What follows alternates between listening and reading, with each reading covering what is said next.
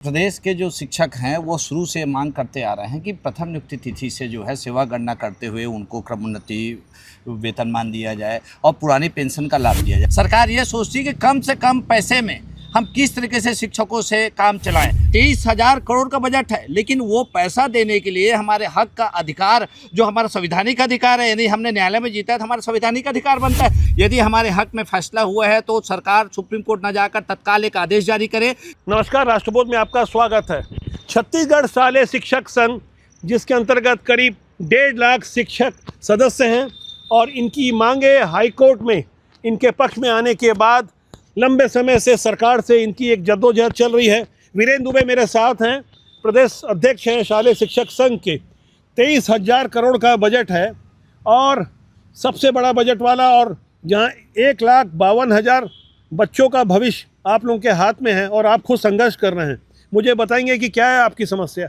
देखिए, प्रदेश के जो शिक्षक हैं वो शुरू से मांग करते आ रहे हैं कि प्रथम नियुक्ति तिथि से जो है सेवा गणना करते हुए उनको क्रमोन्नति वेतनमान दिया जाए और पुरानी पेंशन का लाभ दिया जाए। लेकिन सरकार लगातार हमारी इन मांगों की अनदेखी करती रही है, जिसके कारण हमको न्यायालय के शरण में जाना पड़ा है और न्यायालय में भी हम प्रथम बेंच में जीते। उसके बाद सरकार ने अपील किया द्वितीय बेंच में कि इनकी मांग नाजायज़ है, लेकिन वहाँ पर भी जो है 23 अप्रैल को हम जीते हैं। जो प्रदेश के लगभग 1,52,000 के आसपास जो है शिक्षकों की जीत है। बहुत बड़ा प्रदेश के शिक्षकों के परिवारों में हर्ष का माहौल है, क्योंकि यह मांग हमारी जो है बहुत समझना चाहता हूँ। 2 बार सरकार आपके खिलाफ में न्यायालय में हार चुकी है और आप लोगों की विजय हुई है।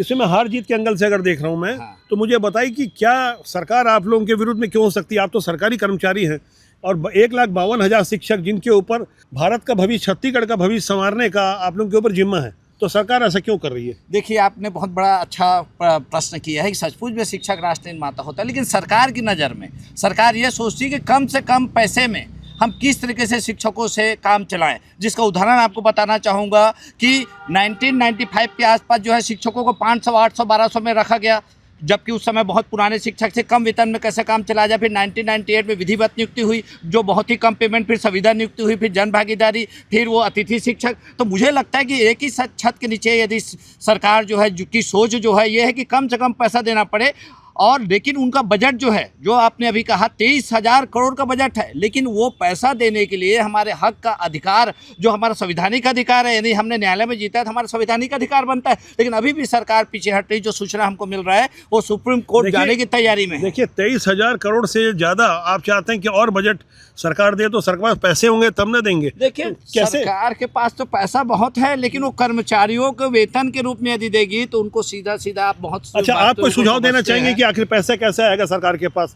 क्या ये 23,000 करोड़ में से क्या कुछ अच्छा प्रबंधन कर सकते हैं? कैसे आप लोगों को ज़्यादा पैसे दिलवा सकते हैं? देखिए, सरकार के पास जो है सब कुछ है। वो बहुत सारे ऐसे कार्य करती है, समग्र शिक्षा है और बहुत सारे ऐसे कार्य है जिसमें समय समय पर हमको जो है जानकारी मिलती है मीडिया और अन्य माध्यम से। इसमें घोटाला, इसमें भ्रष्टाचार। अरे ठीक है, वहाँ घोटाला भ्रष्टाचार, इसको तो पूरी तरीके से रोकना चाहिए, लेकिन जो शिक्षक पढ़ा रहे हैं, राष्ट्र निर्माण का काम कर रहे हैं, शिक्षा का अलग जगा रहे हैं, ऐसे लोगों का यदि आप जायज़ हक को मार के यदि आप लंद फंद और गलत गतिविधियों में पैसा लगाएंगे, या समय समय पर जो जानकारी आ रही है वो जो चीज़ें हैं वो उचित नहीं है। देखिए, जो लंद फंद की बात की, तो मैं थोड़ा स्पष्ट कर दूं कि समग्र शिक्षा में 20-20 हज़ार रुपये में जो शिक्षक नियुक्त किए जा रहे हैं, जो ठेका दिया जा रहा है कंपनियों को, और वहाँ पे जो बातें आ रही है कि जो भ्रष्टाचार की बात आप भी स्वीकार कर रहे हैं, हमने भी कई बार अपने चैनल में बड़ी जिम्मेदारी के साथ बताया कि किस तरह से वहाँ ट्रेनिंग के नाम पर जो बाहरी एजेंसियों को काम दिया जा रहा है। करीब 2,000 करोड़ का वो एक बजट होता है।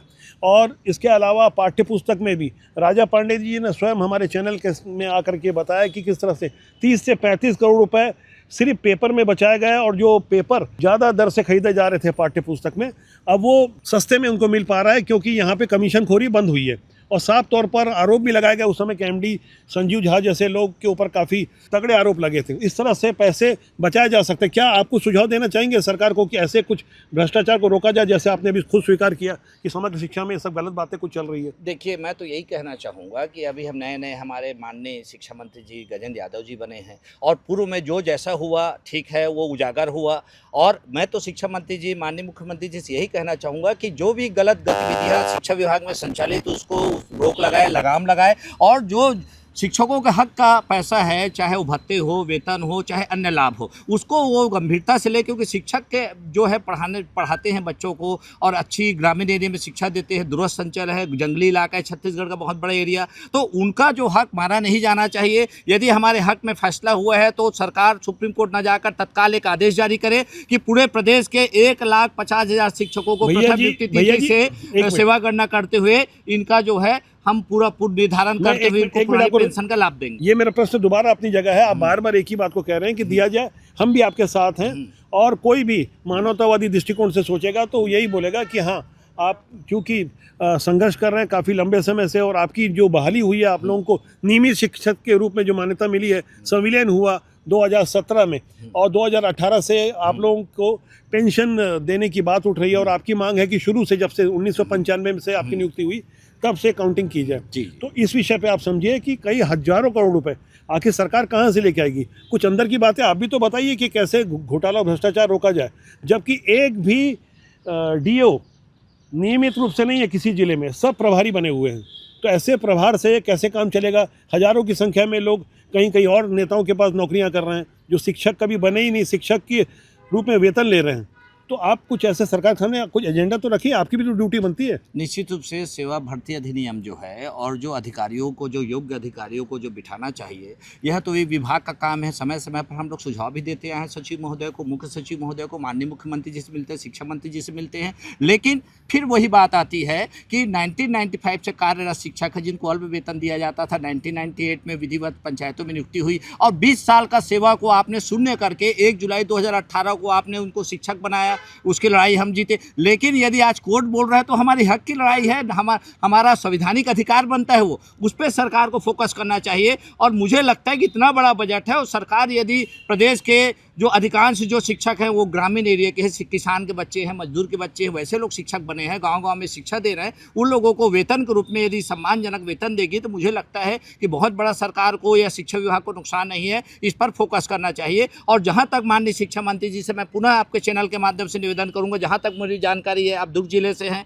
मैं भी दुर्ग जिले से हूँ, और मुझे जहाँ तक पता है कि गजेंद्र यादव जी जो हैं बहुत ही ज़्यादा अभी आज की डेट में देखा जाए संवेदनशील मंत्री हैं, और इस पर वो रोक और लगाम लगाए। जिस तरीके से मैदानी एरिया में अभी उनकी जो हलचल चल रही है, बहुत सारी चीज़ों को रोक रहे हैं कि गलत गतिविधियां जो है, भ्रष्टाचार है, घोटाला, इन सब चीज़ों से थोड़ा दूर खोल के रहें। बताइए ना, और इन सब चीज़ों को कैसे जो चल है, डिपार्टमेंट का कुछ तो आपकी जिम्मेदारी बनती है ना, आप इतने समय से काम कर रहे हैं कि कैसे कैसे चल रहा है, कुछ बताइए, भले आप नाम मत लीजिए। चलिए, देखिए, मैं इस विषय में टिप्पणी नहीं करूंगा सर, आप समझते हैं इन सब चीज़ों को, लेकिन मैं यही कहना चाहूँगा कि जो मुख्य जो शिक्षा को जो जगाने वाले शिक्षक हैं, जो बहुत बड़ा ग्रुप है, और मुझे लगता है कि छत्तीसगढ़ की एक चीज़ और है, सबसे बड़ा कर्मचारी वर्ग जो है शिक्षा विभाग में है, इनकी जी मांगों की अनदेखी न कर, इनकी जायज़ मांगों को पूरा करे, और जो गतिविधियाँ चल रही है, गलत गतिविधियाँ, उस पर रोक लगाए।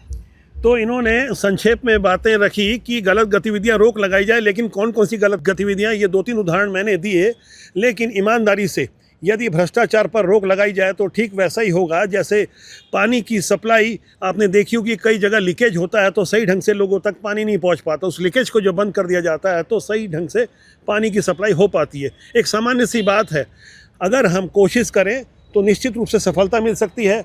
माननीय मंत्री जी और सिस्टम में बैठे हुए लोगों से राष्ट्रबोध के जनमंच के माध्यम से हम आग्रह करते हैं कि बच्चों के भविष्य के निर्माता शिक्षकों के हित में एक कारगर पहल करें और भ्रष्टाचार पर लगाम लगाएं। राष्ट्रबोध का सूत्र वाक्य है, राष्ट्रहित सर्वोपरि। मेरा आपसे आग्रह है कि जनमंच के साथ बने रहें, प्यार दें, प्यार बांटें, और चैनल को सब्सक्राइब नहीं किया तो कृपया सब्सक्राइब कर लें। नमस्कार।